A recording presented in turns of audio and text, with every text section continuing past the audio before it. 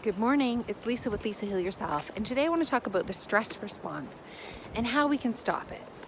Okay, so it is true that our autonomic nervous system is creating this fight or flight system. It's always scanning for safety, basically. It's looking around, am I safe, am I safe?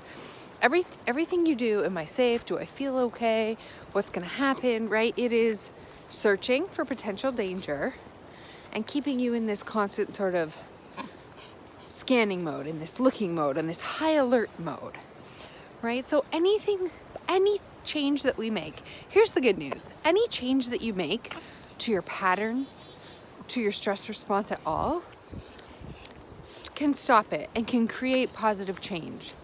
So let's take an example that's easy to understand, because it's really hard to understand the stress response because it's so invisible for the most part. But let's take an example that we can understand. So a person who's overweight, trying to lose weight, and there's a piece of cake on the counter, and they see this cake, and they walk by it, and they want it, right? Their initial impulse would be to go for the cake and to eat it, okay? So that would be an impulse, and if they follow that impulse, they're following that impulse and they eat it, right? But any change at all that person makes can create positive change and can start to change patterns in the person's brain. So if the person walks by it, that's a positive change. That can break that pattern that they've always just looked at the cake and ate it, right? If they're trying to stop it, they need to do something different. If they take the cake and put it in a cupboard, put it away, that's also a positive change. If they dump it in the garbage, that's a positive change. If they leave it on the counter, but they open up the fridge and grab an apple instead, substitute for something healthy, that is a positive change. If they decide, I'm not going to eat it, and they go put on their shoes and they go outside for a big walk, that is also shifting the pattern and making a positive change, right? They make a smoothie or drink a juice or decide they're going to get into a car and go visit a friend. Again, positive changes to an urge and a pattern, a conditioned response, which is basically just eat the cake to feel good. So when you break this pattern, doing any of those things, you're making a positive change. So I want you to take the stress off a little bit and thinking that you have to get it exactly right. Any change breaks a pattern, any change. So that person could see the chocolate cake and go grab a cigarette and go outside and smoke it. Now, that would break the pattern of eating the cake, but you're just substituting one problem for another. You're substituting eating for smoking. So we do have to be somewhat conscious when we make these changes. There are, bad things that you can substitute something else in that's worse or just as bad. But if you do any kind of a positive change, like walking by the cake, throwing the cake away, putting the cake in the fridge, grabbing an apple, making a smoothie, drinking a juice, going to work, going for a drive, going for a walk, exercising, doing some push-ups, like any other positive change, there's really no wrong one, right? It's like you're interrupting the brain cycle and you're putting in something different, and that breaks this subconscious pattern that's happening. Okay, so now let's think about that in regards to the stress response. So because stress is such an automatic response and your nervous system is constantly scanning for safety, one of the things is when you get into this high alert or this fight or flight system, right, the sympathetic system, your body's getting certain hormones from that. Adrenaline, cortisol, right? These things are rushing through your body, and it sort of sends off almost a dopamine hit, almost a hit of, you're not really enjoying it. The stress certainly doesn't feel good the way other things might feel good, but it is addictive in a way, it's stimulating in a way, and it is your body enjoys those hormones. Those hormones are giving your body this rush, this feeling of a rush. So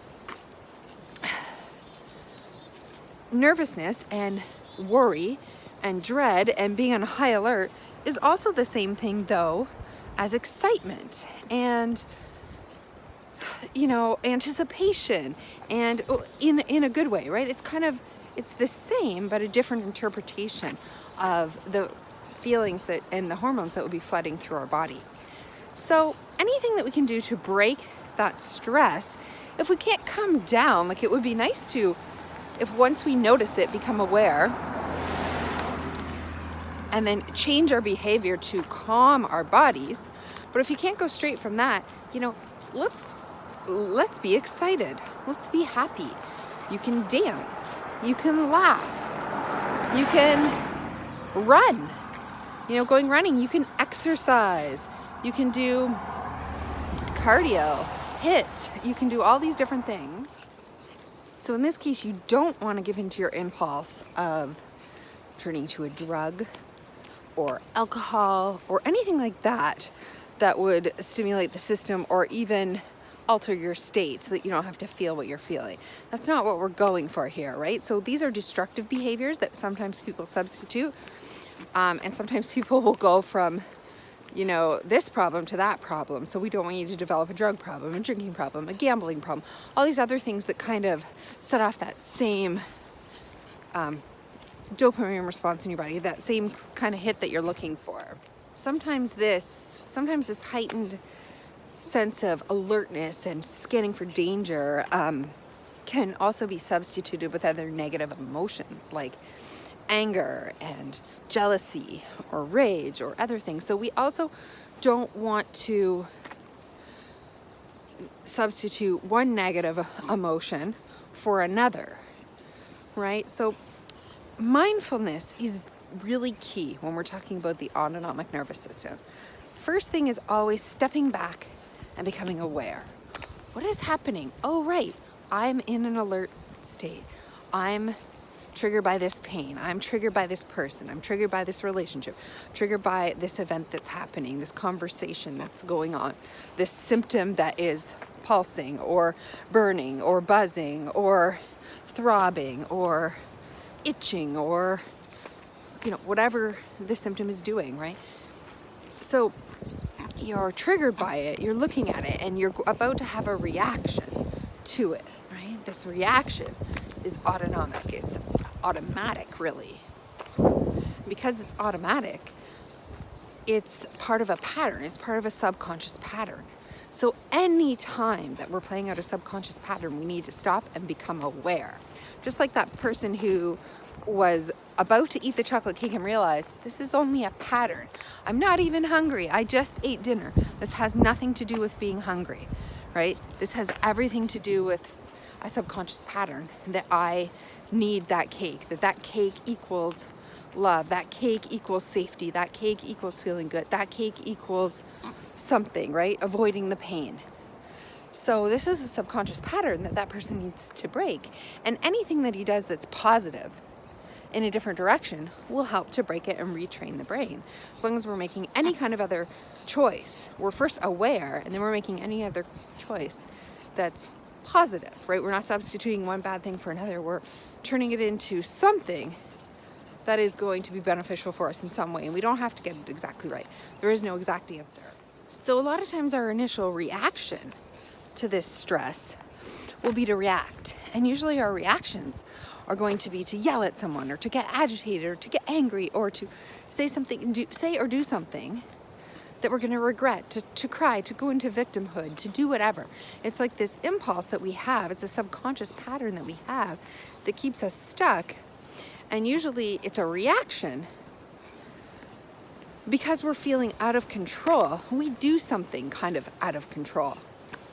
So one of the main things to do is once you become aware and you're mindful, you sort of want to wait to react or respond until you're in control. You're in control of your own mind. You're in control of the situation.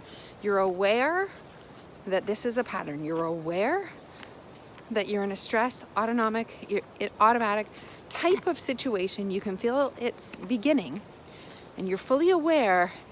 You've breathed, you've sort of calmed down, you've assessed the situation in your mind before you react or respond. Because it's just, if we react or respond too quickly, that's when we, snap at someone or yell at someone or do something we're going to regret or say something we're going to regret or, go into those patterns that are really bad for us and negative and something that is not desirable. So we want to take a pause, take a bit of a breather, get some control over our own mind, if not our body at this point.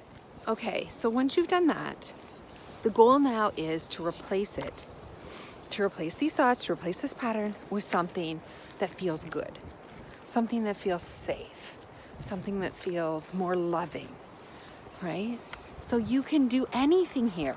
You can substitute anything that's good for you. So you can break this pattern with anything. If you have a pet, you can go snuggle your pet, hug your pet, pet your pet, give that dog some kisses. This will release endorphins and all that wonderful feeling that you're looking for. This is a good substitution. You could get on your shoes and go for a walk. You go for a hike in nature. Again, a great substitution. You could decide to sit down and listen to a mindfulness meditation or some relaxing music. Great distraction. Make yourself a wonderful cup of tea or something that's healthy for you, like a smoothie or a juice or something warm that will warm your spirit and your soul. Great idea. You could sit down with a book or your favorite show, something positive and uplifting. We're not talking binge some war movie on Netflix. We're something light, something happy. You could watch a funny video on the internet about, babies laughing or cats doing something silly or whatever that makes you laugh, that makes you smile, that floods your body with something good. So we want to break the pattern with anything really that's more beneficial with us. Now we can switch these up and we can just break the pattern, and today I'm going to watch the cat videos. Tomorrow I'm going to do a meditation. The next day I'm going to go for a walk. The next moment it comes on, I'm going to drink a tea. The next, substitute it for anything. And that's just breaking a pattern. It doesn't matter if it's the same thing over and over. It's breaking a pattern. If you do the same thing over and over, like that person who saw the chocolate cake and they get their shoes on and they go for a walk. They see the chocolate cake, then you're building onto it. You're building an association. Cake means go for a walk. Eventually, cake will mean go for a walk, right? But it's not necessary to do the same thing every day for the same trigger. I mean, you're going to have different kinds of triggers too. Maybe relationship triggers mean that you go listen to a meditation, and maybe symptom triggers mean that you get out and go for a walk. And maybe you categorize your triggers, right? Maybe feeling like a victim means that you're going to watch funny videos on the internet. Maybe your grief triggers something that brings up terrible sadness for you. You're going to hug and kiss your dog, right? So there could be different categories for different triggers. You don't really need to make it more complicated. The only thing that you need to do every single time is recognize, become aware, and then change your pattern, change what you're doing, change what you're thinking, and change how it's making you feel, right? Because the warm tea is making you feel something better, something happy. The kissing and cuddling the dog is making you feel better. The getting outside and exercise and in nature is making you feel different, more invigorated, more in touch with nature. So, sitting down maybe and reading your favorite book, or laying in the sunshine, or going swimming, or doing anything, right, is changing it to a positive association, something that's going to flood your body with good feelings, even if you can't feel them yet, because the symptoms are still there. Over time, you will start to feel them. Over time, you may have to do these things anyways, even if the symptoms tag along with you, even if your illness tags along with you, or your anxiety or your depression tags along with you. We just keep giving it a better choice in front of it, a better stimulus to choose from, right? We're not going to go along with the thought pattern with that anxiety or that depression or that symptom. Even though we feel it, we're still not going to spiral into the negative and the autonomic nervous system response to that stimulus. We're going to change it. So even though it might not make it disappear right now, we're training our brain to accept something different, to accept something new, to begin something new, to start to feel something new, to go in a different direction. And that's really how you retrain and rebuild anything, right? So the next time you're in an unbearable, an overwhelming physical or mental or emotional state, right? Anytime it seems unbearable, just totally you can't handle it. It's too much for you. It's too intense. It's overwhelming. And it could be physical, mental, or emotional. We need to stop, become aware. Don't worry about getting this right. Once you realize, never give in to your impulses in that moment to do what your body automatically wants to do, which is yell or scream or cry or fall victim, or, you know, that's when people kill themselves or whatever it is. You're giving into these basic primal urges in these states, and they're usually the most regrettable ones, the things that we regret the most, right? So it's becoming aware, stepping out, and then changing it with anything at all. Right? Hugging the dog, drinking the tea, going for the walk, like substitute it for anything that you can think of that makes you feel better. Giving someone a hug, right? Hugging yourself, listening to a meditation, anything. Like if you like heating pads or water bottles or anything that's a little bit more soothing, comforting, loving, this is where we start. And then you can go from something like that to, you can build on it. You can do something else and something else. We're just breaking negative associations, negative patterns, and we're realizing that our first impulse to react to that overwhelming, all-consuming emotional, physical, or mental pain, right, or suffering is not the best one. So that's all we're doing. We're realizing that first impulse is not the right impulse. That is not what we need to do. That's automatic. It's a pattern. It's got us to where we are now, and we need to break it with something else, even if it doesn't make everything go away. Even if our emotional pain comes with us, our physical pain comes with us, our mental pain comes with us, we are training it. So you have to trust in the process that it trains over time, right? We're breaking it. We're saying, no, I see you, I hear you, I understand the impulses, I know what got me here, and I'm now stopping it. I'm doing something different. I'm going to take my body and brain in a different direction. This is how we're going to do it now. This is the new association. This is the new pattern. So this is not the time when you're in that state to make big decisions like leave your husband, leave your children, quit your job, move the country, tell someone off, decide something for your future, right? This is not the time to make those decisions, because it's usually going to lead to, it wasn't real, it was just an impulse, it was just an automatic response to this overwhelming situation. And we always want to make our decisions from a calm state. So the first thing we need to do is become aware. Step back, disengage for a minute, and calm yourself into a space that you now choose a positive reaction. Sometimes even doing nothing in a state like that is better than making the wrong decision. Even doing nothing is a positive change. If you usually react with anger, or you're gonna make a rash decision or a bad decision, doing nothing for a period of time, 10 minutes, just going and sitting down and thinking, just going into meditation, just doing nothing, just not responding, walking away is better. Until you do it from a calm state, until you make a conscious decision to move the unconscious into a different way, right? We're making a conscious decision, which our subconscious will follow if we continue to do that over time with repetition. We are changing patterns here. Okay, so this is just the beginning of breaking and retraining our subconscious mind, right? This is the beginning stages, so I hope this video has been helpful. I hope that you try it out. I hope that you get really good at this so that you can move even to the next level with it. Give it a try, and I hope it works for you.